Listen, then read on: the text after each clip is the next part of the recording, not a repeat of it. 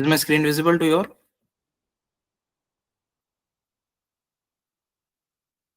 Okay. Okay, so let's start then. So till now, what we have studied, okay, we have known what is supervised learning. We discussed all these algorithms. Okay, I hope you all have revised 1 or 2 times these so that you remember, because since you are just learning it for the first time, it may confuse you. Okay, so the main point of means giving a break yesterday was this only, so that you spare some time and recollect the things which we have discussed day before yesterday. So this part is done. Okay, this I will brief you at the end today.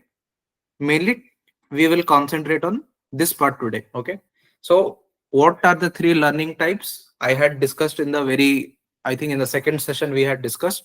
There are three to four types of learnings. Okay, first one was a supervised learning, second was our unsupervised learning, third one was our semi supervised learning, and the fourth one was reinforcement learning. Okay, so supervised learning, we have discussed all these approaches. Okay, next thing which we will discuss is unsupervised learning. Okay, so what was unsupervised learning?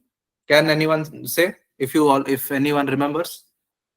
I think I have briefed you in the second session itself. Can anyone of you say what is unsupervised learning? What is the major difference between supervised and unsupervised learning? Anyone? The target data is what labeled in the unsupervised learning. Yeah. Very good. There is no target data available to us in unsupervised learning, whereas in supervised learning, we have a target labeled with us already. So where unsupervised learning is used, okay, mainly we got to know in supervised learning that we can use that in, means it has various applications, right? But we had also studied during that time, I had discussed certain points that the spectrum of unsupervised learning is a bit limited as compared to supervised learning, because in supervised learning you can do classification tasks, okay, regression tasks, you have a labeled data with you already. In unsupervised learning you don't have that. So where is all these data used? It is used in certain things, such as in supermarkets, right? In supermarkets or in customer purchase behavior analysis. Okay, in those domains these unsupervised learning techniques are actually used to group a particular set of customers or to group a particular set of individuals to either analyze a particular thing or to predict outcomes for a particular thing. Okay, basically what does clustering mean? Okay, you can see here there are two types of unsupervised learning. One is clustering and one is dimensionality reduction. So what do you basically mean by the word cluster? Cluster is a collection of certain things, right? If we call a cluster of books or cluster of something, that means there is a collection of something. Okay, there is a collection of something which you can call as a group. So basically this unsupervised learning is used in all those cases where you want to group certain amount of data so as to analyze certain behaviors or to predict certain outcomes. So there is a case here. Let's say let's take a very, means real life case. Let's take a practical example. Okay, you are organizing a party. Okay, you have invited some of your friends to your party. There may be 10-15 friends you have invited. Okay, you want to know about certain things. I mean, you want to group them according to the basis of what snacks they like. Okay, so some may like means chips, some may like some sweet dishes, some may like starters. Okay, so there may be different groups associated with different dishes. Okay, you want to group people on basis of their favorite snacks or any eatery, something like that. Okay, let's means say what are the things we require. Okay, first of all we would means we will ask everyone about, okay, what starters they like. Okay, second we will ask them about means uh, what are their food habits. Okay, so which are they, vegetarian, non-vegetarian? Okay, then do they prefer sweets over starters, or do they prefer, what do they prefer? We will collect certain data. Let's say we have 4 to 5 features with us to predict this particular outcome. Okay, let's say we also mean this is one case. Okay, in other case, let's say we have around 10, you have 15 friends you have invited to your birthday party. Okay, you have collected about 100 features about them.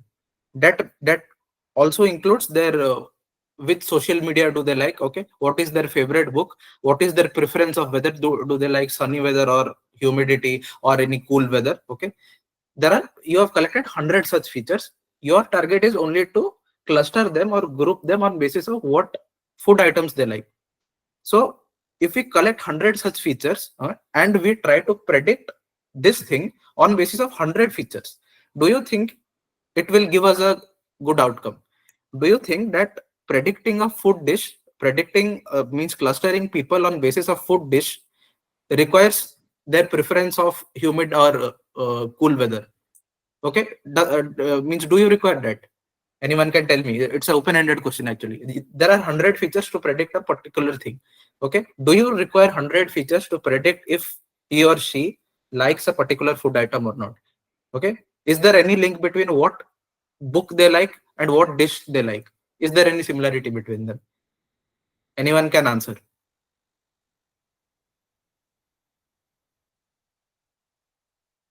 No responses. Did you get my question? Let's say we have 100 features. Okay, we have 100 features. There are you want to cluster people based on their food preferences. Okay, you have data such as what is their favorite book, which song they like, what is their preference of weather, which hill station do they like, what is their favorite tourist destination. You have such kinds of data. So what is your opinion? Do you think that these all features will help a model to predict the outcome in a more efficient manner, or will it means impose unnecessary over means unnecessary complexity to the model, because of which the accuracy or the outcome whatever the results will get reduced? What is your opinion about that? I want to know.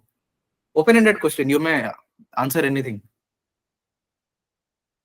That will just really, increase the load on the model, I feel. I mean, it will consider useless factors for prediction, I guess. Yes, yes, yeah. Very good, very good. So what is this actually called? If you have, let's say we have only two features, that means we are considering two dimensions only. Okay, there is a x and there is a y thing. Okay, you know he likes in food starters, maybe he likes a particular tikka, and means his preference maybe some South Indian cuisine or something like that. Okay, there are two things. You have a point x, you have a point y. You are clear that okay, this person likes this one. Similarly, you have data of 15 students, 15 to 20 of your friends. You are clear that okay, these are their food preferences. You need to cluster them on basis of their food preferences. Maybe the cuisine, some may like Chinese, some may like South Indian, some may like North Indian. You want to classify on basis of that. You have the food data with you. It's completely fine. You can do it. But if you have 98 other unnecessary features with you, that will only increase the complexity of the model, because of which what the model will do is it will try to learn the training data by giving it more seriousness. Okay, it will try to learn the training data more than focusing on the testing data, your outcome, because it is machine, right? We know we have to predict the food outcome. Okay, you have means provided certain code, you have coded in such a way that you want to predict only the outcomes, but you are also giving 98 other unnecessary features to it. What it will do, it will increase the number of dimensions. By increasing number of dimensions, what it will result in, it will increase the complexity of your model to process the data. In return, it will focus more on the training data. When a model focuses more on training data, it leads to overfitting of data, and due to overfitting of data, your results won't be good enough, or your model will struggle in some point or the other. Okay, that is what called, it is a very famous concept uh, in field of data science, that is called as curse of dimensionality. Okay, this is a very famous concept. If you have ever heard or not, I don't know, but if you have not heard, please keep this in mind. If someone asks you what is curse of dimensionality, what is it, how can you explain it? We have, let's say we are targeting a particular outcome, we need two features for it. Okay, if you have 98 other unnecessary features in your data, what it will do is it will just increase the complexity of the model. It will not help you in predicting or clustering those particular points, but it will just add unnecessary information which the model will try to learn. And in doing so, there may be two things. First of all, in if let's say if X person wants means likes hot weather conditions, and one Y person likes cool weather conditions, okay, the model will also try to learn that factor also, and based on that it will try to predict it cluster their food preferences. Okay, it may also happen that the column of your weather thing, the preference of weather, may be dominant on other factors because it may have more better data as compared to rest other features. So there is a possibility that the model may cluster on the basis of weather preference, okay, not on the food preferences which you actually targeted, because of giving those unnecessary informations. This is known as curse of dimensionality. So in whichever cases you have vast amounts of features with you and you know that those things are unnecessary, okay, what you will do is you try to reduce those dimensions. There are certain cases also, some features may be required, okay, some features may be dependent on other features. In those cases where you have n number of factors and you want to reduce it, what you do is you employ a certain technique which is called as dimensionality reduction, which is a kind of unsupervised learning, which is a division of unsupervised learning, you can say. When you apply this dimensionality reduction, what you do is you transform those 5 to means those 100 features which you had, or in a simplified manner, if I say if you had 10 features, okay, what you can do is you can employ techniques such as principal component analysis, feature selection, and linear discriminant analysis. If you can see here, you can employ these techniques to reduce your dimensions from 10 to 2, okay, from 10 to 2. There are mathematical equations related with these concepts, okay. When you solve them mathematically, what you will get is where if I'll show you a data set so you get more clarity. We'll go to that same data set only, which I have been showing you from the first session.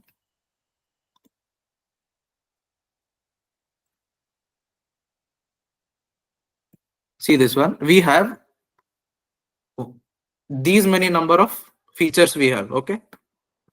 This is what application mode, it is not required, application order is not required, daytime, evening attendance, okay. There are many things which are not required. So what I suggested you that is you can, if it is, if it is not required, you can just delete that column and go and proceed.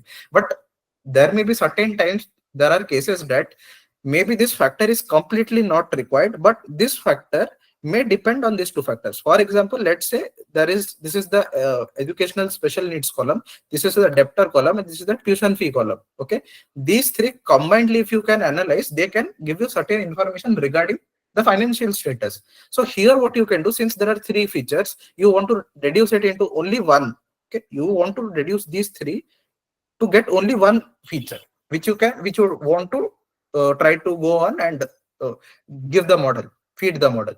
What you can do in these cases, you can employ principal component analysis, okay.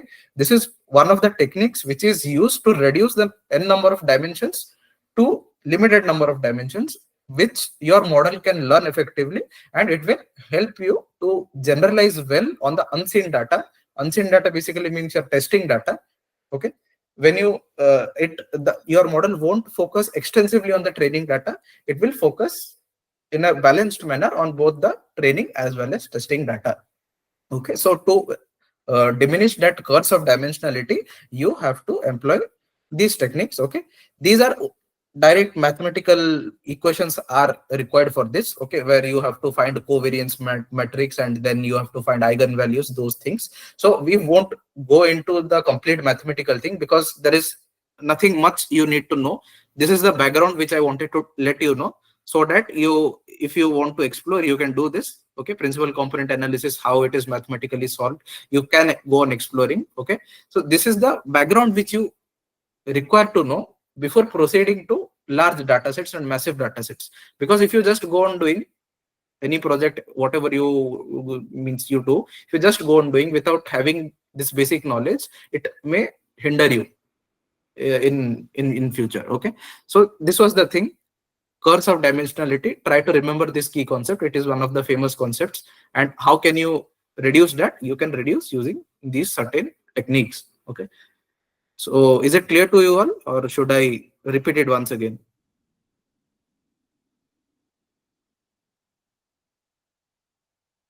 Okay. Any doubts? Anyone has any doubts? You can ask. Feel free to ask. Okay. Okay. So since it is clear, okay, let's proceed. Okay. So now let's shift our focus to clustering. Where is clustering used? For example, I have given you an example. It is used in cases where we want to segment a group of customers. Okay, we want to segment different groups of customers to target our different outcomes. For example, you want to target how many customers actually bought this X product. Okay, based on that, you want to segment a particular set of customers. Based on Y product, you want to means segment a particular set of customers, and similarly you want to do stuffs like that. Okay, what can you do? You can use, in those cases you can use clustering.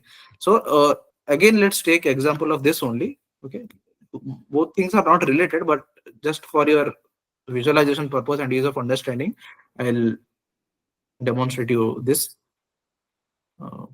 Okay, let's say we did not have this target column with us. Okay, now, do you have any target column? You don't have any target column, right? If we had that target column, that was called as supervised learning. Now, since we don't have a target column, what we know? We know this is a kind of unsupervised learning. So what we can do? We can now try to group students on the basis of their attendance and assignments, okay, overall marks or parental education. Now we can try to group the students rather than classifying. Okay, rather than classifying them, now we can now try to group students based on particular categories. Okay, if we had this, that was supervised learning. You can either go into any classification tasks, or you can do data visualizations of how many students were actually graduate, how many of them were dropout, how many of them gender were female, how many of them were male, what was their age. You can do all the data visualization stuffs. Okay, but when it is not present, that kind of a data set is is suitable for unsupervised learning, where you don't have a target label. Okay, what are the techniques we employ to cluster these things to predict certain means customer segmentation or whatever application it is required in industry? What are the techniques we use? There are many techniques. Okay, there are many techniques which are used. Let me come here. Okay, this is how clustering looks. Okay, there are mainly famously three types of clusterings. Okay, one is partitioning clustering, one is hierarchical clustering, and one is density based clustering. Okay, these are the three types of clusterings which are widely used. There are many other forms. Okay, when you go on doing research, advanced research, okay, you will get to know about many more clustering means basis of clusterings. Okay, but these are the three things which are widely used, and mainly this is used in industries in various sectors. Okay, so what is partitioning clustering, what is hierarchical clustering, and what is density based clustering? So let us have a brief idea about that. Okay, suppose you are in a park. Assume you are in a park. Okay, there are different people standing at different locations of a park. There are different people standing at different locations of a park. What you want to target is, there is a garden that means there is some, okay, some spot, okay, some special spot inside that park where you want to know how many people were actually standing there. Okay, what is that called? In other words, that is called as density, right? When you have a means in a region when there are many people surrounded, okay, or when there are multiple instances of a particular thing, that is actually called as density in simpler words. Okay, what you want to know? You want to know in which sector of a park the density was more. Okay, and what are the outliers present when you segregate that part of the park and the rest others. Okay, what is this called? Basically, these are called as density based clustering, where you want to find out how many, means where you find to cluster people or cluster whatever you want to cluster. You want to cluster based on density. What does density mean? Density means the heaviness, or you can say the majority proportion, where it is the most and where it is least, and what are the outliers. DBSCAN is a technique. Okay, it is an algorithm. It is an algorithm which is used to do density-based clustering. Okay, in a park, there are different segments of people standing at different locations. You want to target a particular area inside that park, and you want to find out, uh, the in which sector of the park the density is actually maximum. When you data visualize the whole thing, you will get a bigger cluster somewhere and a minor cluster in somewhere. So you will get to know that, okay, this is the most dense part, and these are the people which are in the outlier of this particular dense location. Okay. So this is called as density based clustering. What is hierarchical clustering? Hierarchical clustering, basically, if you can imagine your family. Okay. First of all, there are parents. Okay. You are there, your parents are there. Okay. Your relatives are there. Okay. You and your parents, when they form a cluster, they form a small cluster. Okay. When your parents and your grandparents combine, it forms then a bigger cluster again. And when your grandparents with your relatives, when you associate them, then again it goes on to form a bigger cluster. What it is doing is, it is hierarchically increasing. Okay. It is increasing in a hierarchical way. You are starting from two fundamental units, you are going to that maximum point to which you can form a cluster. Cluster basically means grouping. Okay. You and your sister or your brother may form one small cluster. Okay. And that cluster may again get formed with your parents. Again, those two clusters can again form with your grandparents, and that may go on to relatives and your family, friends. It might just go on increasing. That kind of clustering is called as hierarchical clustering. And what is partitioning clustering? Partitioning clustering basically means, okay, you want to means there are a certain kind of books present in library. Okay, X books and Y books. You want to segment them, means you want to segment them based on the means what genre they follow, or based on their author name or something like that. In those cases, what you do, you try to segment them. You just want to partition them. Okay, you just want to segregate them. That is known as partitioning clustering. K-means and K-Medoids clustering are two techniques used for partitioning. Okay, agglomerative and divisive are two techniques used for hierarchical, and DBSCAN is one technique used in density-based clustering. Okay, so is this, whatever I said, is this clear to you? Is this clear to you? Or any doubts? You stop me and ask wherever you have doubt. Just stop me and ask. Okay. Okay. Yeah, I have got only 3 thumbs up. Are rest having any doubts? Feel free to ask. Don't worry. Means okay.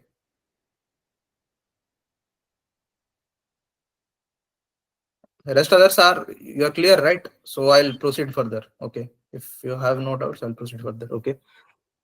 So let's get into the first algorithm. Okay. Let's get into the first algorithm, that is K-means. Okay. What are the algorithms we have studied till now? We have known logistic regression. Okay. Then we went on to K nearest neighbors. Then we went on to SVM. Then we went on to this naive Bayes, decision trees, random forest. What were those? Those were supervised learning algorithms. What we are studying today, we are studying unsupervised learning algorithms. I hope you should be clear about their applications. Where are they used? Okay. What we will study now, we will study K-means, which is a partitioning clustering algorithm. Okay. So we'll directly start with a question without getting into any other thing. Okay.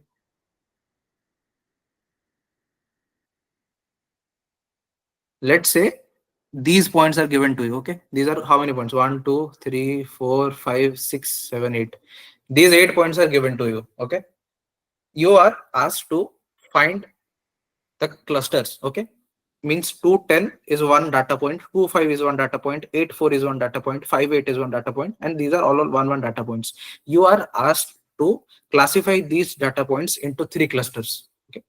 Means 3 groups. 3 groups you are asked to classify these 8 points. You don't have any other information. There are 8 such points. You are asked to classify these 8 points into 3 clusters. This is the thing given to you. So what should you do now? If all of you remember, during K and N, I had specified 2 types of distances. One is Euclidean distance and one is Manhattan distance. There were 2 types of distances which I had discussed during that time. Can anyone say me what is Euclidean distance? What is the formula of it? Which was the most basic thing which you studied. I told you that you had studied, you would have surely studied in your 10th or 12th standard if you have studied those distance chapter. Okay. Do you remember that? Euclidean distance. Anyone can say?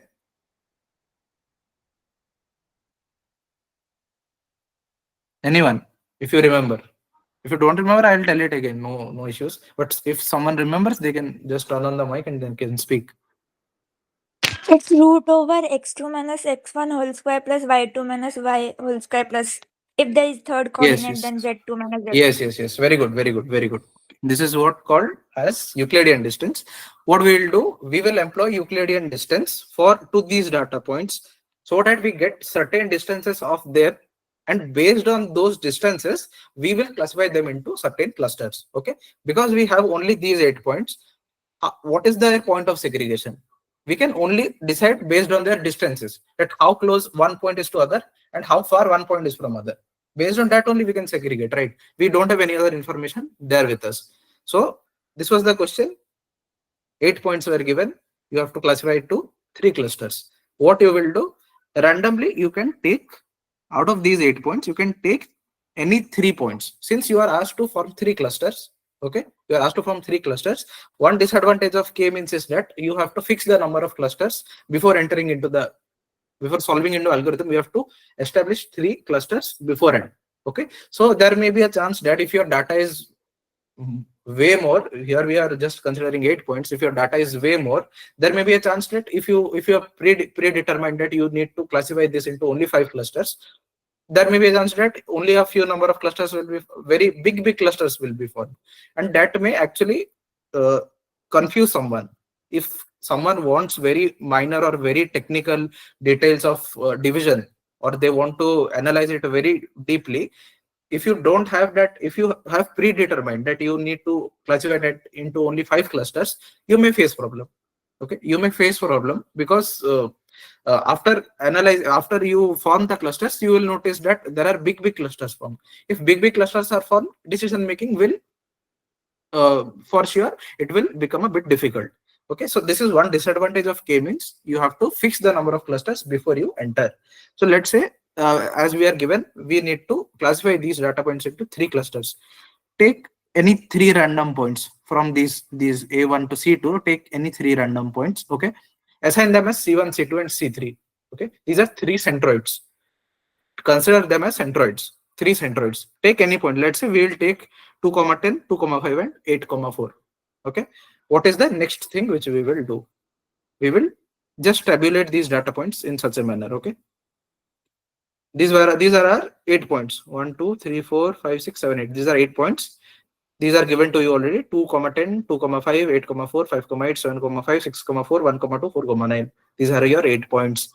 What you did, you randomly chose 3 centroid points. Okay, 1 point you chose as A1, 2, 10, 1 you chose as B1, 5, 8, and 1 you chose as C1, 1, 2. You have randomly chosen these things. If it is already given in the question, you should take into consideration those centroids. If it is not specified in any question, you directly have to choose randomly. There is no issue. Okay, what is the next thing which you will do?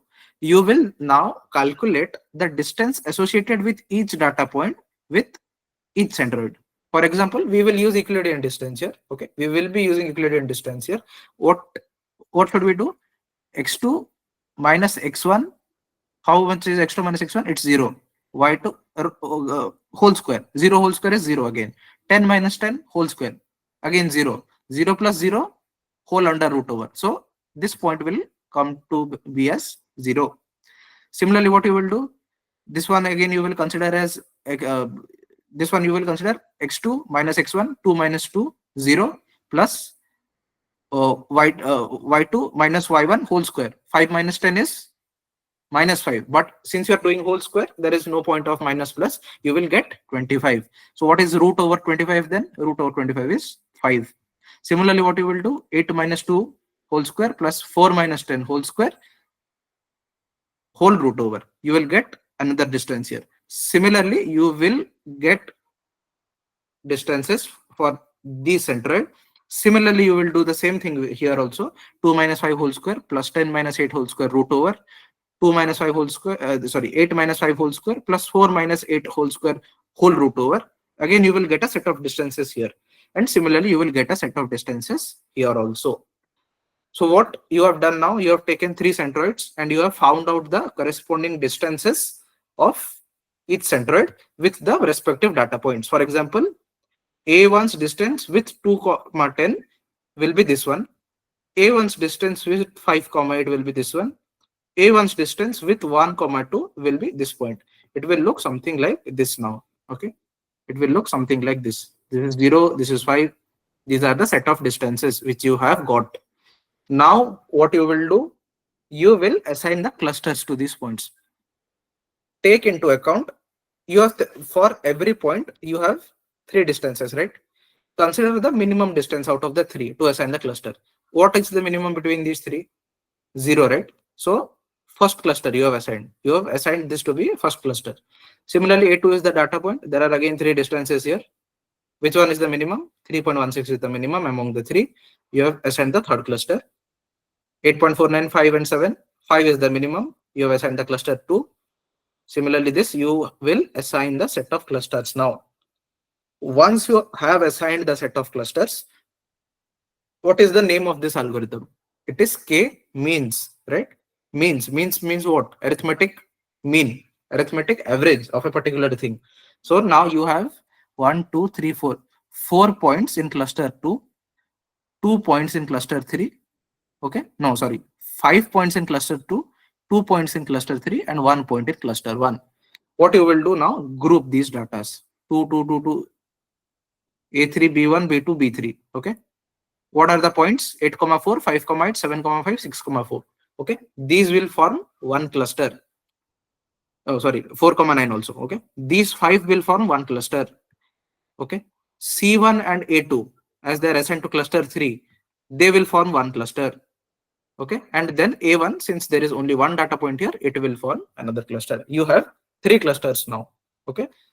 What you will do again? Now, since you have got all these points, you will now average out. You had 3 centroids, you got 3 clusters. You had 3 centroids, you got 3 clusters. Now again, what you will do, so as to know if your cluster, whatever you have formed, okay, is actually optimal, or you can again optimize it more, you will find out the average of the clusters now. Okay, these 4 are one cluster.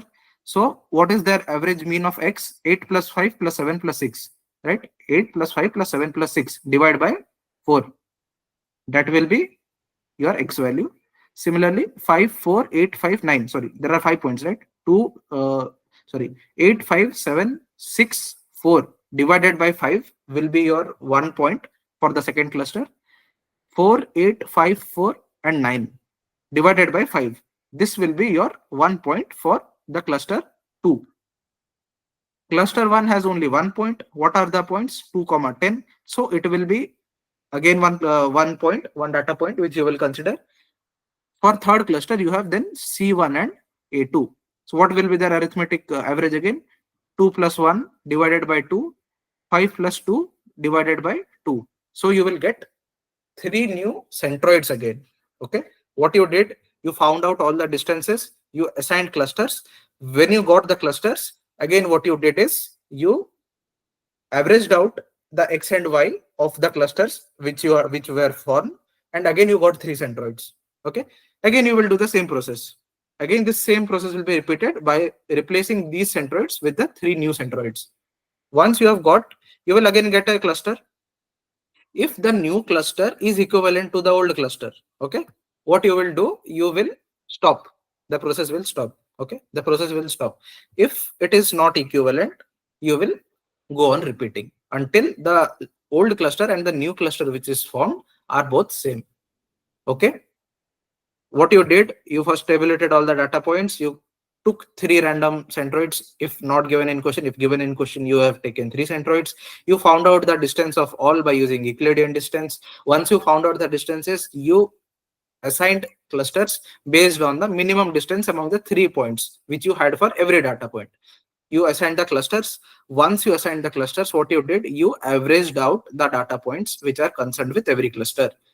What you got when you averaged out these 5 data points, 1, 2, 3, 4, and this is the 5th one, you got again 1 point. Okay, x, y. When you averaged out these 2 clusters, these 2 data points present in the third cluster, you again got a x, y value. Again, you got a x, y value for the first cluster. There were 3 clusters. So you got again 3 new centroids. These you will replace with the 3 new centroids. Again, you will find out the distance. Again, you will find out the cluster. If the old cluster and the new cluster are same, you are well and good. Your process is done. If it is different, then you can again repeat the process until you get the old and new cluster same. Is it clear to you all?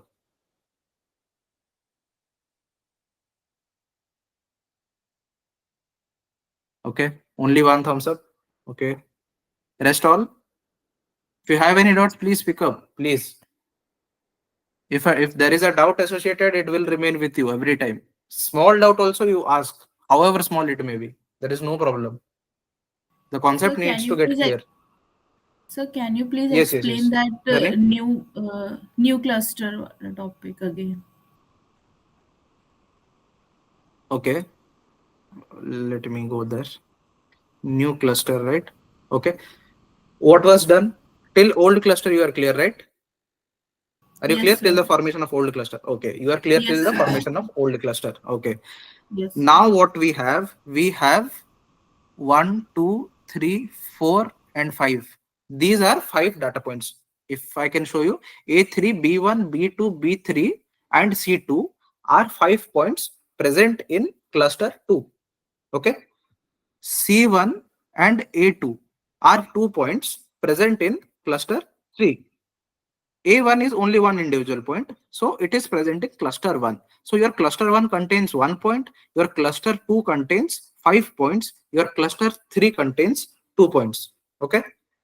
What you will do next? You will then average out these. You in cluster 1 you had only 1 point, so your new centroid will be 2, 10 only because you had only 1 point. In cluster 2 you have 5 points. Okay. That is A3, B1, B2, B3, and C2. What you will do? These are the x points, right? What is this? This is x, this is y. For every data point, this is x, this is y. So 8 plus 5 plus 7 plus 6 plus 4 divided by 5. You will get the x value for cluster 2. Again, what you will do? 4 plus 8 plus 5 plus 4 plus 9 divided by 5. You will get y value for cluster 2. Okay. This x comma y value is your new centroid again. Similarly, there are 2 points in cluster 3. 1 plus 2 divided by 2. 2 plus 5 divided by 2. You again got to x comma y value, right? That is your centroid 3. When these 3 centroids are formed, you will again repeat the same process. You will again repeat x2 minus x1 whole square plus y2 minus y1 whole square root over. You will again get set of distances like this only. Okay. Once you have got this set of distances, again you will assign clusters like you have assigned the old clusters. You will see the minimum point out of the 3. You will assign cluster numbers. Once everything you have got, you will compare the new cluster. Means if you get a new cluster like that, suppose you have got this point to be 1, this point to be 2, this point to be 2, this to be 2, this to be 2, this to be 2, this to be 3 only, and this to be 2. What is the difference between these two? This point was 3 in the old cluster, and this point got converted to 2 in the old cluster. Okay. So these two are different, right? The one which you had and the one which you have now, those two are different. What you will do? Again, you will repeat the whole process. You will go on repeating until that point when your old cluster and the new cluster form are equal. Is that clear to you now? Yes, sir. Okay. Or if you have any small doubt, if you have now. No, it's clear. Okay, fine then. Okay, so this was what our K-means algorithm was. K-Medoids is almost similar. I will just go on to explain you what is the difference in both. Okay, similar 8 points will be given to you. Okay, similar 8 points will be given to you. Now what your task is, that was K-means. So because it was K-means, what you did, you averaged out those points. Whatever the averaging thing you got x comma y value and those you replaced with the previous centroids, because it was K-means, you did that thing. Now it is K-Medoids. Medoid means the whatever we were calling centroid till now, replace it as medoids. Okay. Take 3 random medoids. The same thing you were calling as centroids, now you call it as medoids. There are 3 medoids which you have taken. Similarly, you will calculate the means the distance associated with each, you will again this kind of thing only. Again, you will get this kind of thing only. Again, you will assign certain clusters. Okay. The thing which you should do now is you have segregated 3 clusters, right? First cluster contained 1 point, second cluster contained 5 points, third cluster contained 2 points. Okay. Now you will see this is the point 5, 8, right? This is B1. Where is it present? It is present in second cluster, right? So one of the medoids which you had taken is present in your second cluster. You will find the distance of 5, 8. Okay. You will find the distance of 5, 8 with all the other data points which are present in your cluster. For example, this is 5, 8. This was present in your second cluster. You will calculate its distance with A3, B2, B3, and C2. Okay. Similarly, what you will do, you will calculate the distance of what was the medoid which we took? We took as 1, 2. 1, 2 was present in the cluster C1. You will calculate the distance of 1, 2 with the other points. What is the other point present in C1? A2 is the other point. Again, what you will do, you will calculate the distance. Okay, you will calculate the distance. These distances, whatever you will calculate, these are not Euclidean distances, but these are Manhattan distances. What is a Manhattan distance? Manhattan distance is basically just subtraction, nothing else. Absolute subtraction. Okay. For example, let's say we are subtracting C1 and A2. What is 1 minus 2? 1 minus 2 is ideally -1. But since we are taking absolute value, -1's absolute value is always 1. Whatever negative value is, absolute value is always a positive value. That is called as Manhattan distance. You will do x2 minus x1 absolute difference plus y2 minus y1 absolute difference. So what you will get? You will get 1 minus 2 is -1. Absolute of that is 1 plus 2 minus 5 is -3. Absolute of that is 3. So 3 plus 1, you will get cost is equal to 4 here for the cluster C1. Similarly, you will calculate for the cluster for the second cluster. Similarly, you will calculate for the first cluster. Okay. Once you are done with calculating the cost, you will means what you will do is you will tally those clusters. Okay. So whatever value you got here, whatever value you got here, whatever value you got here, you will keep that separately. Now what you will do in K means what we did, we averaged out and we took as centroids to them. In K-Medoids, we will again randomly choose 3 different medoids. Okay.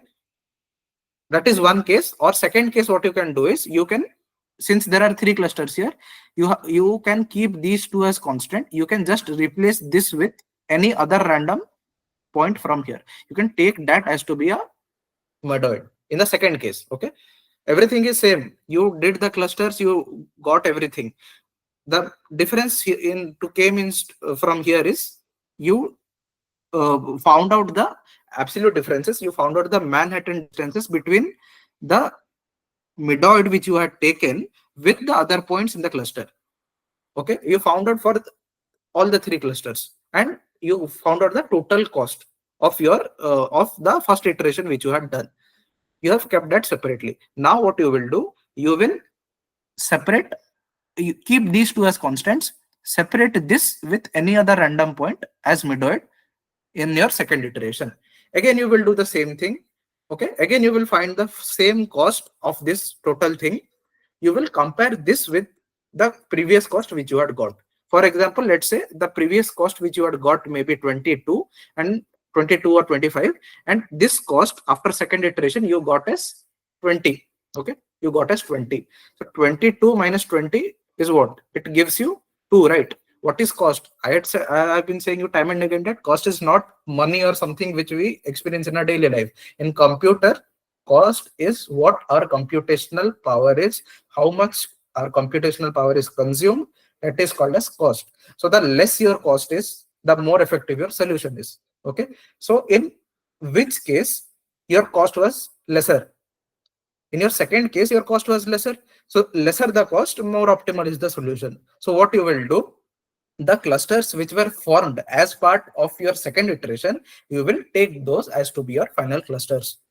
Okay, you will take those as to be your final clusters. The difference is you are calculating Manhattan distance here. Okay, you are replacing the medoid in a random manner here as compared to the rest things. You are comparing two costs at the last.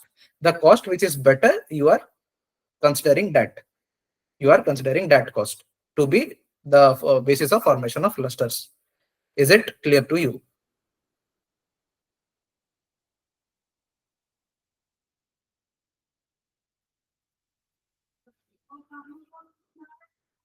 Okay. Okay. Okay. I've received 6 to 7. Okay, 7, 8 responses. Rest 5 to 6 of people. Are you facing any doubts? If you're facing any doubts, please let me know so that we'll clear it now only. Okay. Okay. Anyone? No doubts? Okay. So let me proceed then. So we are clear with our partitioning clustering now. We will now move to hierarchical clustering. What is hierarchical clustering? I had said you, it is basically like representation of your family structure. There two methods are used. One is agglomerative and one is called divisive clustering. So how does a hierarchical clustering look? Let me just give you a photo so that this is how hierarchical clustering looks like. Okay. What is this? This is one cluster form. This is one small cluster form. This cluster is formed with this. This cluster is again formed with this. And this whole thing, these two are associated with this. This is what is called as hierarchical clustering, which I was trying to give you an idea by saying you about your family thing. Okay. So I hope you are just, if you have visualized in your mind how it looks like and how the approach is. So let's get into solving a particular thing. Okay.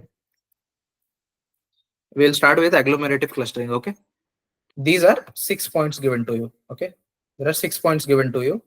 You have to apply agglomerative hierarchical clustering to build dendrogram. What you saw, that graph is called as dendrogram. Okay. The hierarchical clustering graph is called as dendrogram. You have to classify these 6 points. Okay. You have to cluster these 6 points by doing agglomerative hierarchical clustering. Agglomerative hierarchical clustering is when you go from, okay, when you go from down to up. Okay, we form this cluster, we form this cluster, then we form this cluster, then we form this cluster, then we form the biggest cluster. What we did, we went from bottom to up. Whereas divisive clustering is when you come from up to down. Okay, when you come from up to down, that kind of clustering is called as divisive clustering. When you go from bottom to up, that kind of clustering is called as agglomerative clustering. These are the two type of clusterings which is done. Okay, so let's solve one thing. These are the 6 points. You have to do agglomerative clustering. What is agglomerative clustering? You have to go from bottom to up while you divide into clusters. Okay. Step 1, what you will do? You will form a matrix like this. Okay. Row will be, your rows will be the same data points and your column will also be the same data points which are given to you in any question. Okay. Next thing, what you will do? You will find out the distances. Okay. What is the distance of 18 from 18? It's 0. 18 to 22, 4. 18 to 25, 7. 18 to 27, 9. 18 to 42, 24. 18 to 43, 25. Similarly, 22 to 18, 4. 22 to 22, 0. 22 to 25 is 3. 22 to 27 is 5. 22 to 42 is 20. 22 to 43 is 21. Similarly, you will go on finding for all the rows. Okay. What you will get? You will now get a matrix of distances present with you. These are just normal subtraction. You don't have to do anything else. Just normally you will subtract and you will get this matrix with you. What we will do, the next thing what we will do, we will find out the least distance among the whole distances whatever we have got. So except 0, don't consider 0 to be the least value. Except 0, what is the least value which you can see from here? 1, right? 1 is the least value which we can see. So where are 1 present? 1 is present in the row 42 and 1 is also present in the row 43. If you can see certain similarities. This distance and this distance is always same. This row is always same. This row, this column is always same. This row and this row is same. So you have similar values only.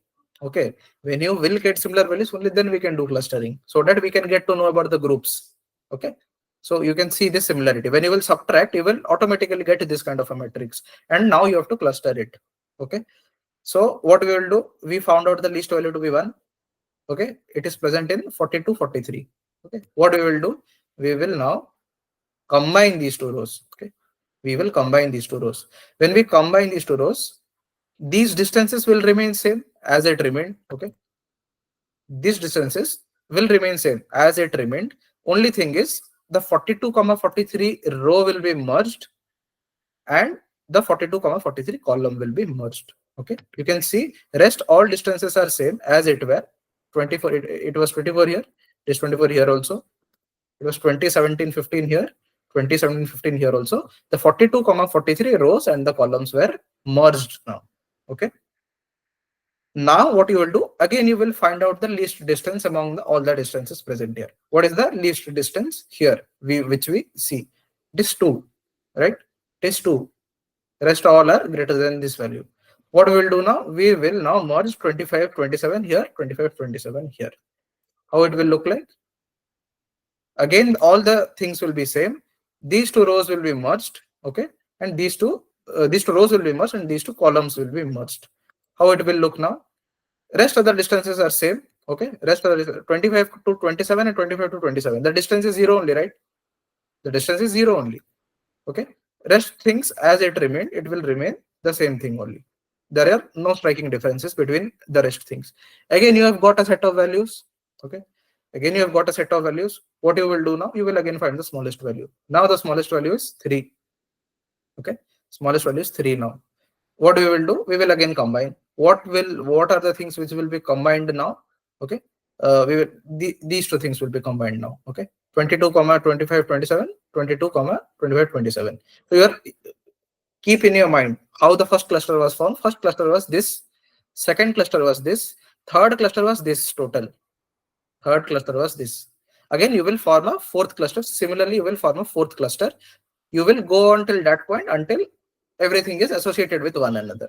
Once you got to know all the clusters, okay, in the same manner how you had formed the clusters, you will tabulate now. The first cluster which was formed was 42, 43. It is one cluster. Next was 25, 27.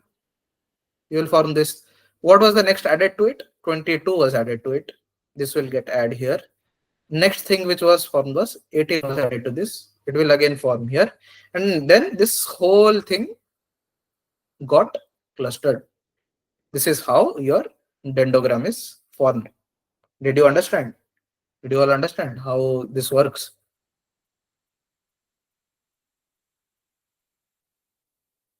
Okay. Any doubts? Any doubts? Anyone? Small doubts also please ask so that you are clear. Okay. Okay. So nice. Everyone is clear. Okay. So this was all about agglomerative. Agglomerative, what you did, you just plotted the same distances in the rows and columns. You found out the distances. You went on finding the smallest one. Wherever you got the smallest, you combined 42, 43, 42, 43. Rows you combined, columns you combined. Similarly, you went on till the last cluster was formed. Okay. Once the last cluster was formed, you tried to cluster them as according to how you started. The first cluster which was formed, since the minimum value was 1, you combine the 42, 43 rows and column. The first cluster was this, then this, and then the whole thing. And our dendrogram is formed then. How we went to this? We went from down to up, right? We went from bottom to top. That's why it is called agglomerative clustering. Okay, so since this is clear, we will now move on to the next thing. Okay. What is the next thing? It is divisive clustering. Okay. Let's get into that. What is divisive clustering? Divisive clustering is basically when you go up, from up to down, you come like this. Okay. Okay, I'm not finding out that. Okay, I'll show you. I'll show you. Okay, so let's get into that question also. You have the same thing only. Okay, you have the same thing. What is the task which we are doing? We are coming from a big cluster to dividing into small clusters. Opposite of what we did now. Okay, opposite of what we did now. Exactly opposite of what we did. Okay, so let's get into this divisive. Okay, you have the first cluster which you have with you is A, B, C, D, E. All the 5 points are present with you. A, B, C, D, E, all the 5 points are present with you as a big cluster. Now you have to divide them into small clusters. Okay, you have to divide them into small clusters. First thing which you had with you is this whole thing. What you did, you calculated the distance of each point. Okay, distance of each variable associated. There are 5 variables A, B, C, D, E. What you did, you calculated the distance of A from A to B, A to C, A to D, A to E. You calculated the average distances of all the 5 points. After calculating the distances of all the 5 points, you will get certain value. You will get certain value for A, you will get certain value for B, you will get certain value for C, you will get certain value for D, and you will also get certain value for E. Once you have got all the values, you will see which was the maximum value. Once you have got to know which was the maximum value, you will separate that maximum value with the rest other values which are present in your which was present with you. Okay, once that is done, what you will do, again 1 point from all these 5 will be eliminated. Okay, since there are 5 points here, A, B, C, D, E. Let's say you got the value A to be segregated from the cluster. What are the points you are left with? You are left with B, C, D, E only. Okay, again what you will do, you will find out the distances of B, C, D, E with their respective points. For example, you will find the distance of B from C, B to D, B to E. Similarly, C to B, C to D, C to E, D to E. You will go on doing this. Again, you will find 4 values. Again, you will eliminate 1 value and you will again transfer it to one more cluster, that cluster only where your A already belongs to. Okay, you will go on doing this. Once you have means you are getting negative values. Okay, once you get negative values for each point, you will stop there. Okay, you will stop. Again, what you will do, you will then compare both of their costs as you did by using Manhattan distance. Once that is done, means you have got negative values, the whole process is over. You will just start on plotting. What we did in agglomerative clustering is we started from the very basic 42, 43. Then we combined 25, 27. We combined this with this with this, and the whole thing we combined. Here, what we do is we start from here.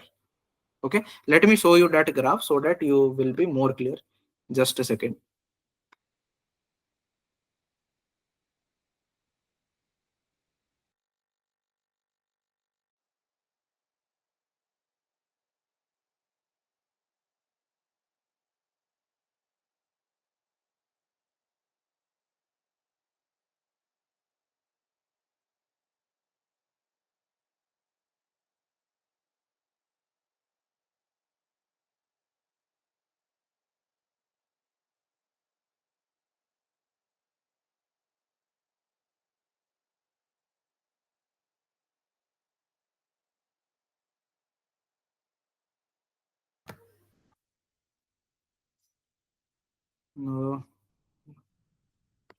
See this one.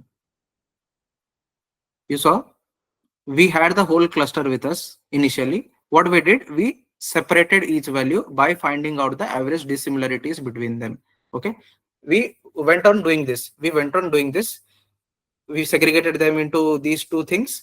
Then A and B was again separated. C, D, E was separated. Means you have this whole cluster at once with you. What you did, you found out the average dissimilarities. Okay, you found out the average dissimilarities. Once you found out the average dissimilarities, you segregated them into different clusters. Okay, once you got these two clusters and you got negative values for your average dissimilarities, you then stopped there. Okay, you found out these two clusters. Now again you have to employ the same thing on this cluster. This cluster you have to consider as this cluster. Whatever we did with this, now you have to consider with this. You have to divide that. Similarly, you have to do here. Again, you have got a cluster here. Again, you have to break down into two things. You have to find average dissimilarities at every step here.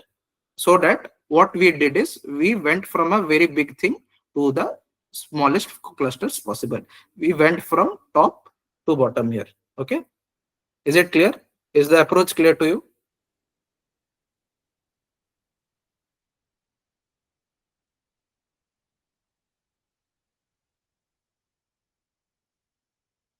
Okay, rest others. Any doubts?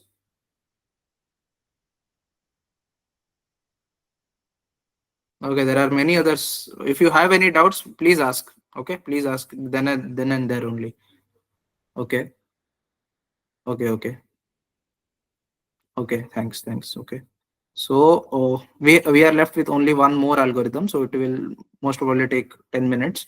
Okay, just wait a second. Okay, just wait a second.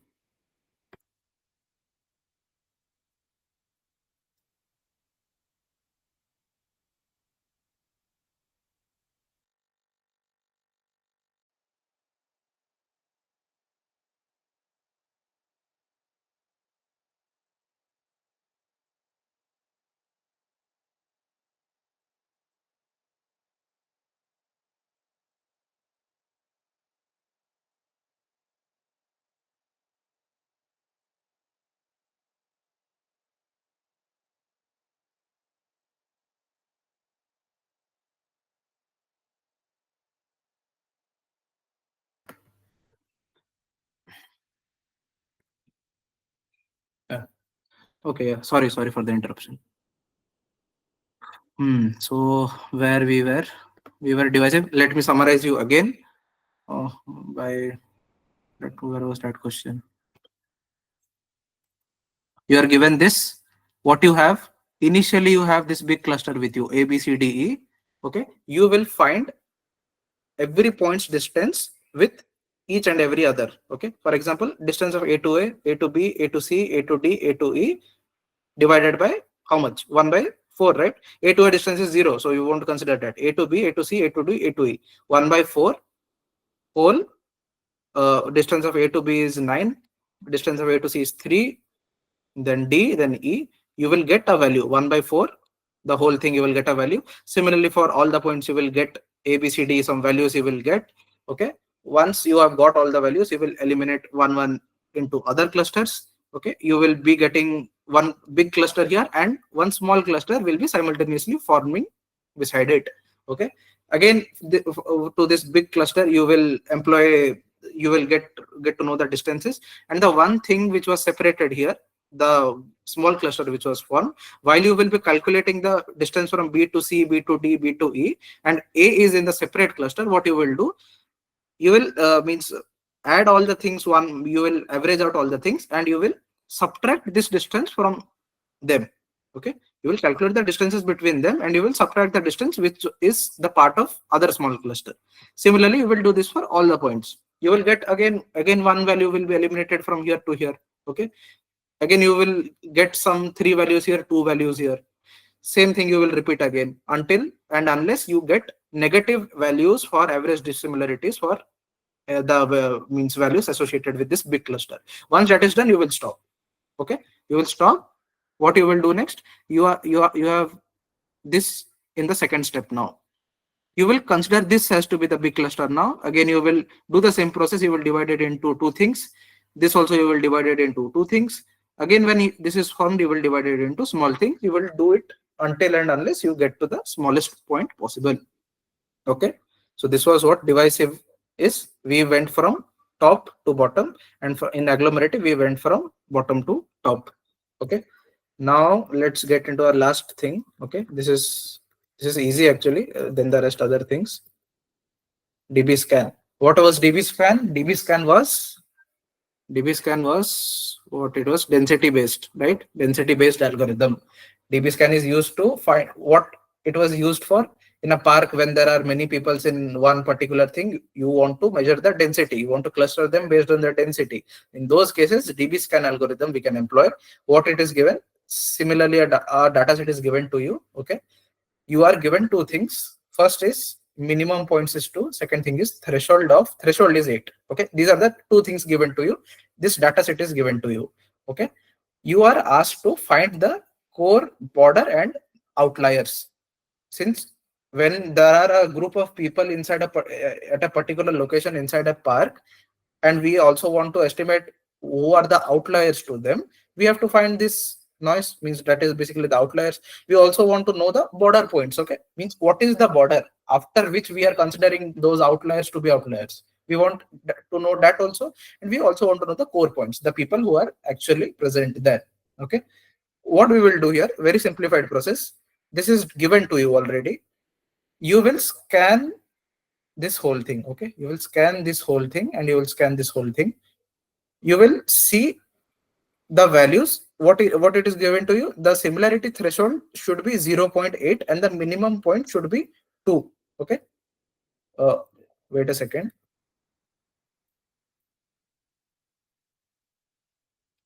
Yeah, okay, it will be more clear to you now. So can you see any value? Okay, can you see for P2 the value is P5? Okay, P5, it is greater than 0.8. Okay, P1 to P1 you won't consider. Okay, if there is P1 in the row, if there is P1 in the column, this point you won't consider. If P2, P2, you can see this whole thing, this diagonal thing, it's 1. Okay, you won't be considering this. You won't be considering this part. You are only concerned with whatever values you have here. Okay, again these are similar values. If you can see, these are again similar values. DBSCAN is basically scanning. Okay, you are scanning the whole thing from here to here. You are scanning the thing. So here, what you will do first thing is the threshold given to you is 0.8 and the minimum value is given to you are 2 points. Okay, minimum there should be 2 points present. So here P1 is there. Is there any value less than 0.8? You found no value, so P1 is blank. What is P2 then? P2, can you find any values above 0.8? Yes, there is 0.98. So you will associate P2 with P5. P3 again you will do. Is there any value? Yes, 0.85 is there. Took it. Again there is P4. P4, is there any value greater than 0.8? There are no values. P5, is there any value? Yes, there are two values here, 0.98 as well as 0.85. So what you did, what was the question given to you? This was the question given to you. Okay, what it was, minimum required points in a cluster should be greater than equal to 2 is one thing, and your threshold should be 0.8 is the other thing. These were the two things given to you. Based on that, if you are seeing this P2 colon P5, that means these are 2 points. Okay, don't consider this to be only 1 point. These are 2 points. In the question it is given to greater than equal to 2, right? So these are 2 points. These are 2 points and these are 3 points. Now we have got all the relations associated with the given question. What is the next thing which we will do? We will classify them into either to be as an outlier or to be a core point or to be a border point. First, basically, we will classify them into two categories only. What are the outliers and what are the core points? So whatever values you have got, means for P2 you have got a maximum value to be greater than 0.8. Okay, so this will be a core point as well as this will be a core point. So P2 and P5, okay, these two are core points. Similarly, you have got a value in P3 also. So P3 is also core point, P5 is a core point. P5 relation, what you got two values. So P2 and P3, they are already assigned as core. So these 3 points you got as core. P1 didn't have any value which was greater than 0.8, so we will consider that to be a noise. P4 also did not have any value which was greater than 0.8, so we will again consider that to be a noise. Once this is done, you have classified all the points as either to be noise or core. Next thing is you have to find which are the border points. Okay, which are the border points? So which can be the border points you see? For example, let's say there is a boundary. Okay, in cricket there is a boundary. A fielder is standing on the boundary line. Okay, he is actually a outlier. He is actually an outlier because he's standing on boundary. If he catches a particular ball, that will be given six runs only, right? He's on the outlier only. He's standing on the border.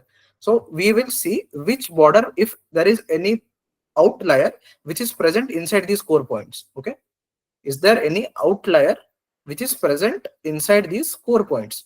So if we consider this case P2 colon P5, we cannot find either P1 or P4. Okay, in P3 comma P5 also we cannot find if any value P1 or P4. In P5 colon P2 comma P3 also we cannot find P1 comma P4. Okay, any value also we cannot find P1 also, or we cannot find P4 also in all the 3 core points associated with us. So we can conclude here that there are no border points in this case. Okay, had it been a case where in P2 there would have been 2 values associated, P2 colon P5 comma P1. Okay, P1 would have been one value associated with P2, and since P2 is a core point already, you would have classified this outlier to be a border point then. Okay, you would have classified this noise or this outlier to be a border point then. Since there is no outlier present in any core value, you won't have any border for this particular question. Okay, so did you understand this, or is there any confusion?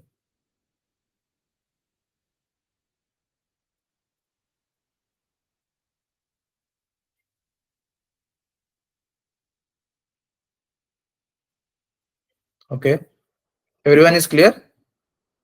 It's pretty simple actually. It's not much difficult also. Okay then. Okay. So these were our 5 algorithms. Okay. These were our 5 algorithms which we mainly discussed today. Okay. A very small thing is left, only 2 minutes thing. Okay. I will just give you a knowledge regarding that. Okay. Since some had a bit doubt in that. Can you see this? Can you see this piece of code? Okay. There is a very technical difference. Okay. A technical term called as, one is called hyperparameter and one is called as parameter. When you are doing a code, okay, when you are coding in your Python, can you see all these things? N estimators, max, depth, min sample split, mean sample leaf. Actually, we are here we are building a random forest. Okay, these are the things which are present inside this param grid. Okay, you are just specifying the hyperparameters. Okay, the things which are specified before your results, means the things which you specify inside your code, those are called as hyperparameters. And while training phase, okay, while the model is learning, the parameters which it learns, those are called as parameters. Okay, there is a difference between what is a hyperparameter and what is a parameter. Okay, hyperparameters are basically the things which you already specify in the code. Parameters are the things which your model learns during the training. Okay, so this small thing I wanted to specify. Okay, this was one small thing which I wanted to specify. And another small thing which I wanted to also specify was, just wait a minute. Since this is a basic term, since I was discussing all the things with you, the basic terminologies, I thought this also should be discussed. Okay, because there may be a difference. See, these small terms, these are actually very important. Any recruiter or interviewer will test you on these things only. And what is the difference between hyperparameter and parameter? If you think both the things to be same, you will be in a catch. Okay, so this is how hyperparameter and parameters are different. Okay, then what we do is the process where we split that data into training and testing. Okay, we split the data into training and testing. We use the training set to train the model, and we use the testing set to test the model. What is this called? It is a technique. Okay, this whole thing is a technique. This is known as cross validation. So I want you all to remember these important terms actually. So whatever conversation you will have with amongst you, you can means rather than you can saying that with dividing training and testing, you can say that okay, cross validation of this model. You can directly get to that word. Okay, so I want these terms to be clearer to you. This process is actually called as cross validation, and there are different techniques of cross validation. The one means important thing is here is k-fold cross validation. What we do here is we split the data set into k number of subsets. Okay, which is it's these are all things are already present. These all things are already present in Python code. You just have to call these things. K-fold means how many divisions you want your data set to be divided with while training. If there are 700 datas you have given for training, at means in how many proportion you want your data set to be divided with. And okay, so that will basically form your k-fold cross validation. How many k times you are dividing your subsets while training. You just need to call k, means you specify the k value inside that function. Rest everything is present inside Python only, inside the Python code. Just need to do this only thing. Here you can see cross validation score. Okay, estimator is the name. You will specify your model name, your trained input, okay, your output, and the CV. CV is what? Cross validation. What are the number of folds? You can give here as 5, 6, 7. What you can just specify a number here. Okay, these were small things. Hyperparameters I told you are the power that cannot be directly learned from regular training process. They are actually fixed before the actual training process begins. Okay, These are already fixed beforehand. You're directly given all these things in the code. Whatever your model learns, those are called as parameters. What are already fixed, they are called as hyperparameters. Okay. So grid search CV is means these are certain things which are actually used, which are actually employed, okay, to evaluate which set of hyperparameters are best suited for classification. Okay. There are many hyperparameters which you fix before going or before fixing a machine learning model before training. Okay. So grid search CV is one of the approach. By using that, what you can get is you can get a set of hyperparameters which best suits, okay, which is best suitable. It is also present in Python. You just need to call. I just want you to be aware of these terms so that when you do the project, it will get a bit simplified to you all. Okay. So this is basically a example where support vector classifier is used. Okay. See, there is a package sklearn. You will directly import grid search CV from it. Okay. And you will directly call here. Everything is present. Only thing you need to know is what these things mean, how these things will help you in your project. Okay. These were only certain things which I wanted to share with you. The rest everything is present. Okay. Rest everything is present in Python code. You just need to go on exploring. You can also, if you want, you can also explore boosting algorithms. What are boosting algorithms? They are actually used to means there is a particular set of when we talk about the convergence rate, okay, the training speed, the testing speed, how our model is converging, we actually get to know that there is, as I said to you in earlier sessions also, we differentiate the slope again and again. If there is a U-shaped graph, we differentiate it again and again. We try to reach to the local minima. Okay, what does differentiation basically mean? You try to reach the slope, right? You try to reach the least point, the local minima. Every time you want to reach the local minima as fast as possible. So to aid that process, sometimes we use boosting algorithms. Okay, what it does is it helps us to optimize certain things, optimize the time, and optimize our convergence rate, so that our model process, our training process, or our learning process is more effective.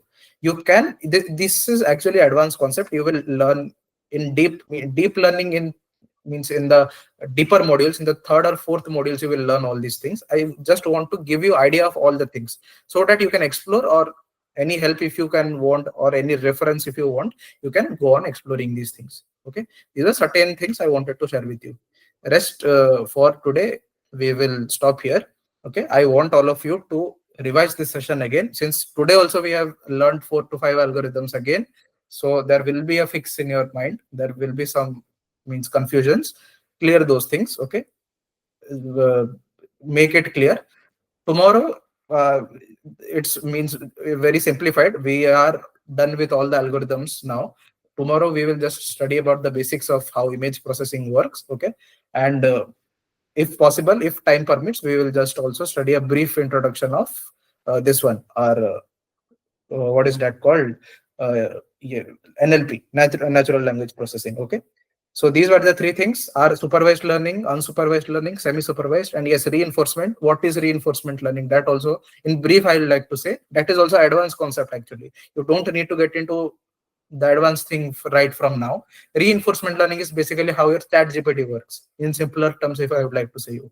Okay, what you do, you ask ChatGPT to give you a particular, to enhance a particular summary, right?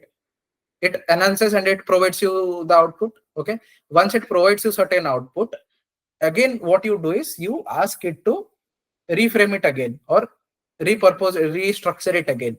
You are actually giving a command to ChatGPT which it processes as a punishment. Okay, it punishes and rewards. You will see when you will be means 2-3 times, if you will be prompting it for certain things, it will give you 2 responses. It will ask you whether you prefer first response or second response. Okay, these things, what it does is when you click on yes, it rewards itself. Means the process within it rewards itself, that okay, this is the thing which I should do from the next time.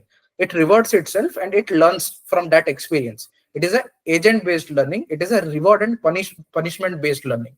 When you give a particular done or a yes thing to it, it rewards itself. And when you give any command such as no or reframe it again, restructure it again, it punishes itself. It gives itself a set of punishment, and it tries to do some different stuff and present to you. So such reward and punish based learning, this is actually agent based learning, and is called as reinforcement learning. You can also explore this. These are very advanced concepts, so I don't want you all, means I don't want to actually teach long sessions about these things, because you are already getting preoccupied with things which are new to you, and these are not actually part of your curriculum till now. Okay? These are things which you will encounter in your third year. Okay, so I want you all to be clear in these things first. Okay, you can explore when, if you want to do any project in reinforcement learning or anything, if you have anything, you can explore that. And you, if you need any help, you can ask me. Okay, but I don't want to take a 1 hour session on these things. It will just make you confused. I just want to give brief idea of all these things so that you are aware of everything, that this happens like this. If you have any interest, you can explore, or you can refer to any sources. Okay, so this was everything from my side today. So if you have any doubts, you can ask me. Okay, thank you all for your time. If you have any doubts, you can stay back and ask, or you can leave. Already it's time.